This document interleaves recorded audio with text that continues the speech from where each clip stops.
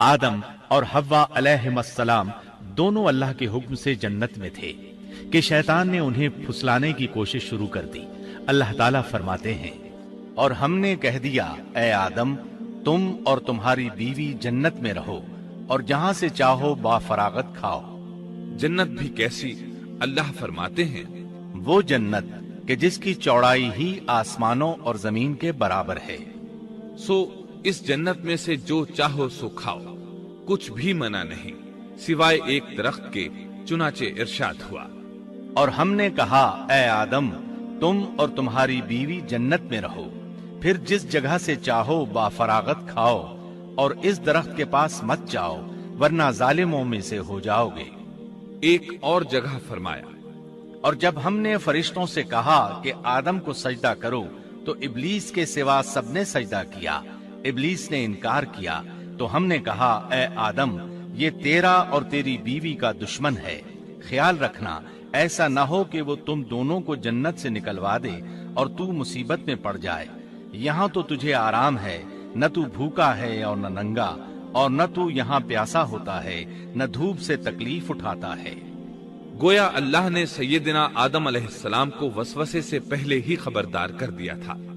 ان آیات سے یہ بھی پتا چلا کہ انسان سے ابلیس کی عداوت اور دشمنی ابتدا ہی سے چلی آ رہی ہے، اور یہ بھی ثابت ہوا کہ جو لوگ کہتے ہیں کہ انسان ابتدا میں ننگا تھا ان کا قول صحیح نہیں، اس لیے کہ اللہ تعالیٰ نے جنت میں بھی آدم علیہ السلام پر لباس رکھا اور زمین میں بھی لباس نازل کر دیا، جیسا کہ اللہ تعالیٰ فرماتے ہیں، اے آدم کی اولاد ہم نے تم پر لباس کو نازل کیا جو تمہاری شرمگاہوں کو چھپاتا ہے اور زینت کا سبب بھی ہے، اور تقوی کا لباس اس سے بھی بہتر ہے۔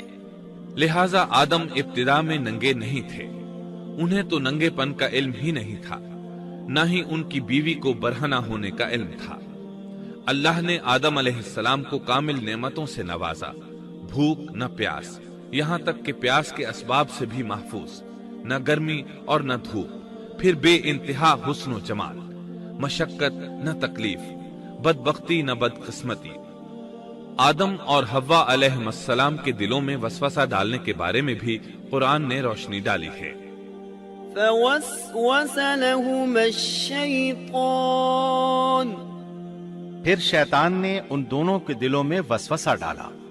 یہ وسوسہ اس نے ان دونوں کو طمع دلانے کی صورت میں پورا کیا، اور یہ طمع دلائی کہ اس درخت کو کھانے سے ہمیشگی اور بقا ملتی ہے اور کبھی نہ ختم ہونے والی بادشاہت حاصل ہوتی ہے، اور اس وسوسے کا مقصد یہ تھا لِيُبْدِيَ لَهُمَا مَا غُورِيَ عَنْهُمَا مِنْ سَوْآتِهِمَا، تاکہ ان کا پردہ بدن جو ایک دوسرے سے پوشیدہ تھا دونوں کے روبرو بے پردہ کر دے۔ ان کی شرمگاہوں کو ننگا کرنے کے لیے اس نے ایسا کیا۔ وہ دونوں کپڑے میں ملبوس تھے، ستر ڈھانپ رکھا تھا۔ جب انہوں نے اس درخت سے کھایا تو لباس نیچے گر گیا، دونوں برہنہ ہو گئے۔ یہی شیطان چاہتا تھا کہ انہیں برہنہ کر دے، اللہ کی نافرمانی پر اکسائے۔ ارشاد ہوتا ہے، فوسوس إليه الشيطان قال يا آدم هل أدلك على شجرة الخلد وملك لا يبلى۔ شیطان نے انہیں وسوسہ ڈالا، کہنے لگا اے آدم کیا میں تجھے دائمی زندگی کا درخت اور وہ بادشاہت نہ بتلا دوں جو کبھی پرانی نہ ہو؟ جب تم اس درخت سے کھاؤ گے تو ہمیشہ زندہ رہنے والے بن جاؤ گے اور زبردست بادشاہت حاصل کر لو گے۔ اس نے یہ تمنا بھی دلائی۔ وقال ما نهاكما ربكما عن هذه الشجرة إلا أن تكونا ملكين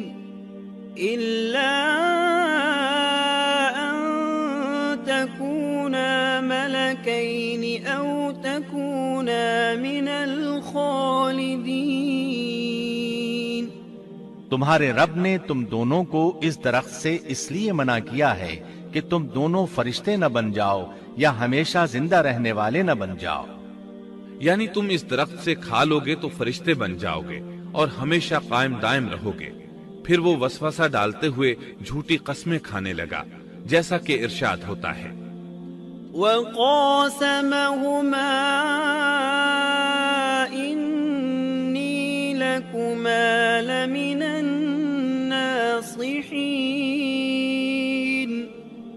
اور ان دونوں کے روبرو قسمیں کھانے لگا کہ یقین آ جائے میں آپ کا خیر خواہ ہوں۔ اللہ کی قسم کھانے لگا، اور اس وقت سے جھوٹی قسموں کی ابتدا ہوئی۔ اس نے ان دونوں کو فریب دے کر بہکا لیا، جیسا کہ فرمایا فَدَلَّاهُمَا بِغُرُورٍ، یعنی دھوکے سے انہیں پھسلایا، حالانکہ انہیں کسی چیز کی کمی نہیں تھی۔ بھلا وہاں کیا محتاجی ہو سکتی تھی؟ جنت میں سکون سے زندگی بسر کر رہے تھے، جنت سے بڑھ کر کیا چاہیے؟ ہمیشہ کے لیے جنت مل چکی تھی۔ اللہ تعالیٰ فرماتے ہیں، فَلَمَّا ذَاقَا الشَّجَرَةَ بَدَتْ لَهُمَا سَوْآتُهُمَا وَطَفِقَا يَخْصِفَانِ عَلَيْهِمَا مِنْ وَرَقِ الْجَنَّةِ، ان دونوں نے جب درخت کو چکھا، دونوں کا پردہ بدن ایک دوسرے کے روبرو کھل گیا، دونوں اپنے بدنوں پر درختوں کے پتے جوڑ جوڑ کر رکھنے لگے۔ کپڑے اترنے پر دونوں کو حیا آئی، اس لیے کہ انسان کی فطرت میں برہنہ ہونے کی ناپسندیدگی شامل ہے۔ برہنہ ہو گئے تو کوئی لباس نہیں تھا، اس لیے درختوں کے پتے جوڑ کر جسم ڈھانپنے لگے۔ حدیث میں آیا ہے، آدم بھاگنے لگے تو اللہ نے پکارا، آدم مجھ سے بھاگتے ہو؟ آدم بولے، اللہ میں شرم کی بنا پر بھاگ رہا ہوں، اور اس وجہ سے کہ تیرے سامنے برہنہ کیسے رہوں، پھر یہ کہ نافرمانی کا ارتکاب بھی کر چکا ہوں۔ یہاں ایک سوال پیدا ہوتا ہے، دونوں میں سے پہلے کھانے والا کون تھا؟ اس بارے میں راجح قول یہ ہے کہ وہ حوا علیہ السلام تھی۔ انہی نے آدم علیہ السلام کو طمع دلاتے ہوئے اس غلطی پر آمادہ کیا تھا، جیسا کہ بخاری شریف میں نبی اکرم صلی اللہ علیہ وسلم نے فرمایا، لولا حواء لم تخن انثى زوجها، اگر حوا نہ ہوتی تو کوئی عورت اپنے خاوند سے خیانت نہ کرتی۔ حوا علیہ السلام نے انہیں غلطی میں مبتلا کیا تھا۔ اگر حوا علیہ السلام نہ ہوتی تو آدم بھی خیانت میں مبتلا نہ ہوتے اور نہ معصیت میں مبتلا ہوتے۔ تب اللہ نے انہیں پکارا، وَنَادَاهُمَا رَبُّهُمَا أَلَمْ أَنْهَكُمَا أَنْ تِلْكُمَا الشَّجَرَةِ وَأَقُلْ لَكُمَا إِنَّ الشَّيْطَانَ لَكُمَا عَدُوٌّ مُبِينٌ، کیا میں نے تم دونوں کو اس درخت سے نہیں روکا تھا، اور کیا یہ نہیں کہا تھا کہ شیطان تمہارا کھلا دشمن ہے؟ اب توجہ طلب بات یہ ہے کہ اس موقع پر دونوں نے کیا طرز عمل اختیار کیا؟ کیا وہ دونوں اپنی معصیت پر بضد رہے اور تکبر کرنے لگے، جیسا کہ ابلیس نے سجدہ کرنے سے انکار کیا تھا اور پھر لگا تھا اپنی معصیت پر اصرار کرنے، یا ان دونوں نے توبہ کر لی؟ جی ہاں، دونوں نے توبہ کر لی، جیسا کہ قرآن مجید میں آتا ہے، قَالَا رَبَّنَا ظَلَمْنَا أَنفُسَنَا وَإِن لَّمْ تَغْفِرْ لَنَا وَتَرْحَمْنَا لَنَكُونَنَّ مِنَ الْخَاسِرِينَ۔ دونوں نے کہا، اے ہمارے رب، ہم نے اپنا بڑا نقصان کیا، اور اگر تو ہماری مغفرت نہ کرے گا اور ہم پر رحم نہ کرے گا تو واقعی ہم خسارہ پانے والوں میں سے ہو جائیں گے۔ اس قصے میں ایک سوال یہ ذہن میں پیدا ہوتا ہے کہ جب سیدنا آدم علیہ السلام کو ابلیس نے سجدہ نہ کیا تو اللہ تعالیٰ نے اسے مردود بنا کر جنت سے نکال دیا، پھر وہ سیدنا آدم علیہ السلام کو اس درخت کے قریب کس طرح لے گیا جبکہ وہ جنت سے باہر ہو چکا تھا؟ قرآن کریم میں اس بارے میں یہ الفاظ آئے ہیں، پھر شیطان نے ان کے دلوں میں وسوسہ ڈالا۔ یہ وسوسہ اس نے کیسے ڈالا جبکہ وہ جنت سے نکالا جا چکا تھا؟ मुफस्सिरीन ने इसके जवाब में लिखा है कि उसने जन्नत से बाहर रहकर ये वसवसा डाला था। जैसे आजकल तार और बगैर तार के आवाज को दूर दराज इलाकों तक पहुंचाया जा सकता है, ऐसे ही शैतान ने अपनी ताकत से ये वसवसा उनके दिलों तक पहुंचाया। लगे हाथों इब्लीस की हकीकत भी सुन ले। इब्लीस के लफ्जी मानी इंतहाई मायूस के हैं। ये रांदे दरगाह होने के बाद हमेशा हमेशा के लिए अल्लाह की रहमत से मायूस हो गया था, इसलिए उसे ये लक़ब मिला, वरना रिवायात की रूह से उसका असल नाम अज़ाज़ील था। पहले ये जिन्नात में से था। अपने रब ताला की इताअत से निकलकर इब्लीस हुआ। इसका इल्म नाकिस था, मिजाज नापाक था, वो गुरूर और तकब्बुर में मुब्तला हो गया था। यहां ये बात भी जहन नशीन कर लें कि अंबिया खता और गुनाह से पाक होते हैं। उन पर अल्लाह ताला की मुस्तकिल हिफाजत और निगरानी कायम रहती है। अगरचे अंबिया भी इंसान होते हैं और तमाम इंसानी तकाजे उन्हें लाहिक होते हैं, लेकिन उनके अमल और इरादे में किसी किस्म की बदी और शर का अमल दखल कतअन नहीं होता। उनका हर कौल और अमल, बल्कि हर हरकत और सुकून की हालत भी इंसानियत के लिए बेहतरीन नमूना होते हैं। अलबत्ता बशर होने की वजह से भूल का इम्कान होता है, ताहम भूल हो जाने की सूरत में उन्हें फौरन ही खबरदार कर दिया जाता है। भूल हो जाना बशरी तबीयत का खासा है। अल्लाह ताला ने हर इंसान की फितरत में ये चीज रखी है। अंबिया से भूल चूक हो जाने में भी अल्लाह ताला की कई एक हिकमतें पोशीदा हैं। मसलन बहुत सी कौमें अपने नबियों के मोजज़ात देखकर उनमें रबूबियत की सिफात की कायल हो गई। यहां तक कि बास कौमों ने अपने नबियों को अल्लाह या अल्लाह का बेटा भी जाना। जब अंबिया से भूल और लग़ज़िशें हुई, तब गोया लोगों पर यह वाज़े किया गया कि ये इलाह नहीं है। इलाह होते तो किस तरह इनसे भूल हो सकती थी। इससे ये बताना भी मकसद था कि अंबिया इंसान ही होते हैं, कोई मावराई मखलूक नहीं होते। सैयदना आदम अलैहिस्सलाम के वाक़े पर गौर करने से ये हकीकत मजीद वाज़ेह हो जाती है कि सैयदना आदम अलैहिस्सलाम की ये लग़ज़िश गुनाह नहीं थी। ममनुआ दरख्त का फल खाते ही सैयदना आदम अलैहिस्सलाम और अम्मा हव्वा का लिबास उतर गया था।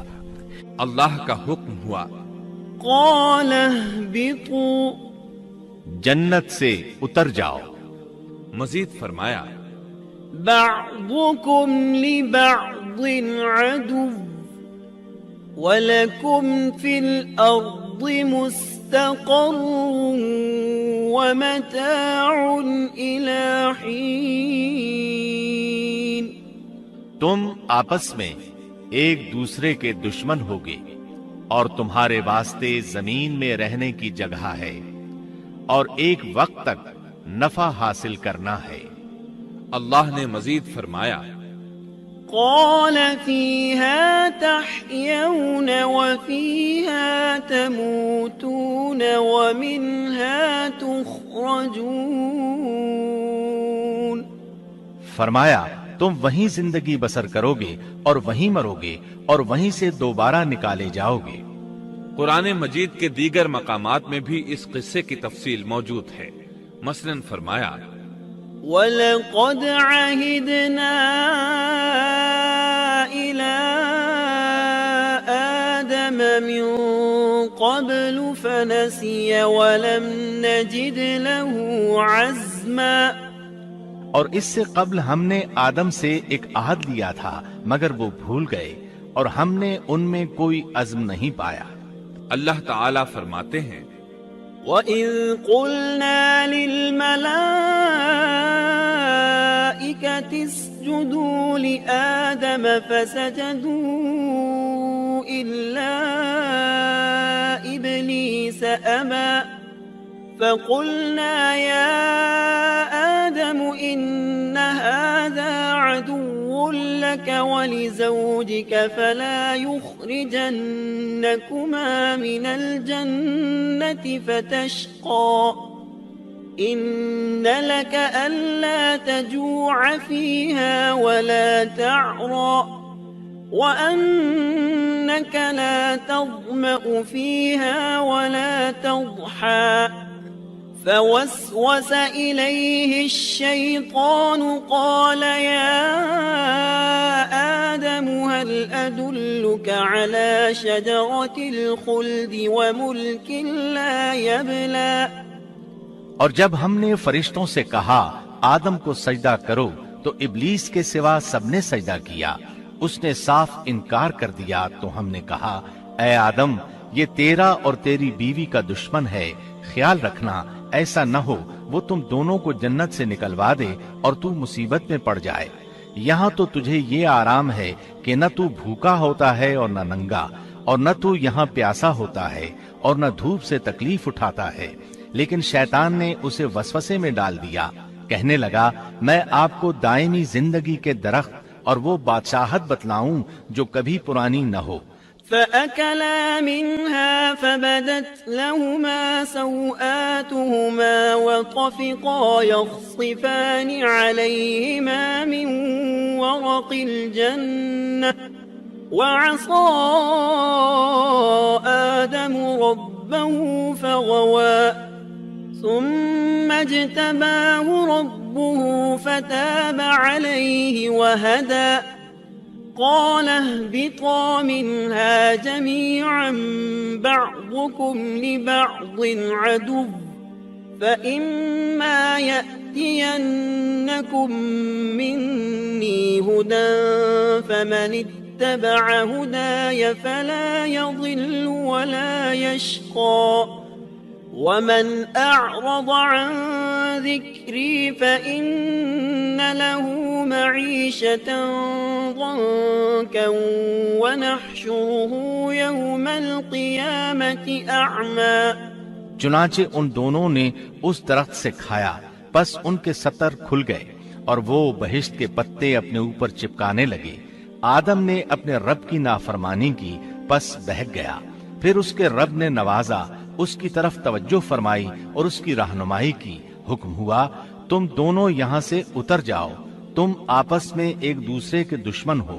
اب تمہارے پاس جب کبھی میری طرف سے ہدایت پہنچے تو جو میری ہدایت کی پیروی کرے نہ تو وہ بہکے گا نہ تکلیف میں پڑے گا، ہاں جو میری یاد سے روگردانی کرے گا اس کی زندگی تنگی میں رہے گی، اور بروز قیامت ہم اسے اندھا کر کے اٹھائیں گے۔ آدم علیہ السلام زمین پر اترے اور اپنے رب سے توبہ کے کلمات سیکھ لیے۔ وہ کلمات یہ ہیں: ربنا ظلمنا انفسنا وان لم تغفر لنا وترحمنا لنكونن من الخاسرین۔ اے ہمارے رب، ہم نے اپنا نقصان کیا، اور اگر تو نے ہم پر مغفرت و رحمت نہ فرمائی تو ہم خسارہ اٹھانے والوں میں سے ہو جائیں گے۔ آدم علیہ السلام زمین پر اترے اور ان کے ساتھ حوا علیہ السلام بھی اتری، اور ان کے ساتھ ہی ابلیس کو بھی اتارا گیا۔ یہ کس جگہ پر اترے اس بارے میں اختلاف پایا جاتا ہے، لیکن ابن عباس رضی اللہ عنہ کی بات راجح محسوس ہوتی ہے کہ آدم علیہ السلام کو ہند میں اور حوا علیہ السلام کو جدے میں اتارا گیا۔ جب آدم علیہ السلام اتر آئے تو حوا علیہ السلام کی تلاش شروع کر دی، زمین میں ان کی تلاش میں سرگرداں ہوئے۔ آخر کار میدان عرفات میں دونوں کی ملاقات ہو گئی۔ چونکہ میدان عرفات میں دونوں نے ایک دوسرے کی معرفت حاصل کی تھی اور ان کا آپس میں تعارف ہوا تھا، لہٰذا اسی مناسبت سے اس میدان کا نام عرفات مشہور ہو گیا۔